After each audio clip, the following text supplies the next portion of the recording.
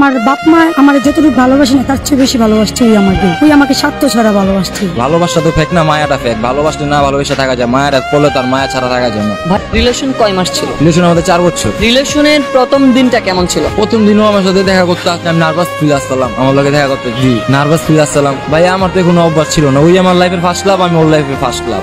ভাবির চোখের দিকে তাকালে আপনার কি মনে হয়? এক অদ্ভুত মায়া কাজ করে।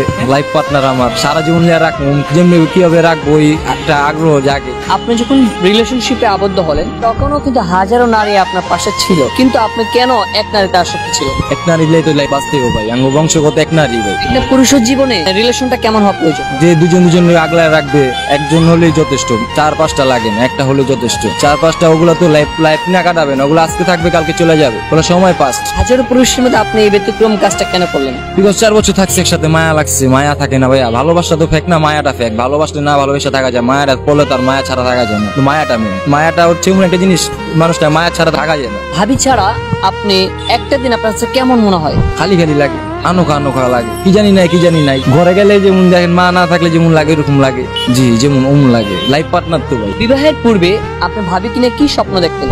স্বপ্ন দেখছি একসাথে হাত ধরে বাঁচবে, একসাথে হাত ধরে মরবে, এতটুকু স্বপ্ন ভাই। আপনি কি জানতেন ভাবিকে যে পেয়ে যাবেন এতটা সারা জীবনের জন্য?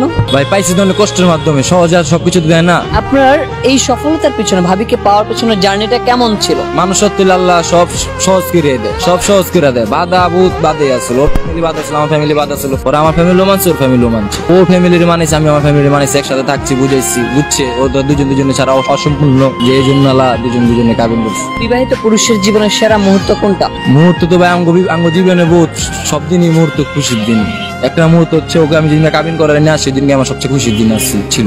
জি আমার বাসায় যেদিন ওকে নিয়ে আসছি, ওই দিনকে আমি সবচেয়ে খুশির দিন। তখন ভাবি কান্না করেছিল, তখন আপনি কি বলেছিলেন? আস্তে আসছে আমার সাথে। ও কান্না করবে কেন? ও বাঁচবে মরবে একসাথে, তো ও কান্না করবে। ভাবি আপনি কান্না করেননি কেন অন্য 10টা মেয়ের মতো?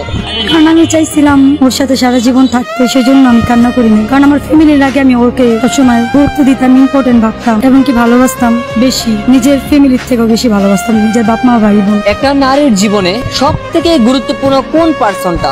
একটা নারীর সবচেয়ে গুরুত্বপূর্ণ তার আম্মু, কিন্তু আমার সবচেয়ে গুরুত্বপূর্ণ ওই, মানে আমার হাজবেন্ড। কারণ ওই আমাকে বুঝে, ওই আমাকে কেয়ার করে, ভালোবাসে। আমি ছোট থেকে বড় হয়েছি, আমার মনে হয় না আমার বাপ মা আমার যতটুকু ভালোবাসে না তার চেয়ে বেশি ভালোবাসছে ওই আমাকে। আমার বাপ মা আমার স্বার্থের জন্য যতটুকু ব্যবহার করছে, ওই আমাকে স্বার্থ ছাড়া ভালোবাসছে। পৃথিবীর সবাই বলে বাপ মার ভালোবাসা নিখাত, নিঃস্বার্থ। আপনি বলছেন স্বামীর ভালোবাসা নিঃস্বার্থ না? হাতের 5 আঙ্গুল তার এক হয় না। আমার বাপ মার চাইতে আমার 14 গোষ্ঠী থেকে সবার চেয়ে আমার হাজবেন্ডের মালিকটা। ওনার গ্রামের বাড়ি কোথায়? হাজবেন্ড ঢাকায়। আপনার স্বপ্ন কি তাকে নিয়ে? আমার স্বপ্ন তাকে নিয়ে মৃত্যুর আগ পর্যন্ত একসাথে বাঁচার, একসাথে হাতে হাত রাখতে বাঁচার। Thank you so much.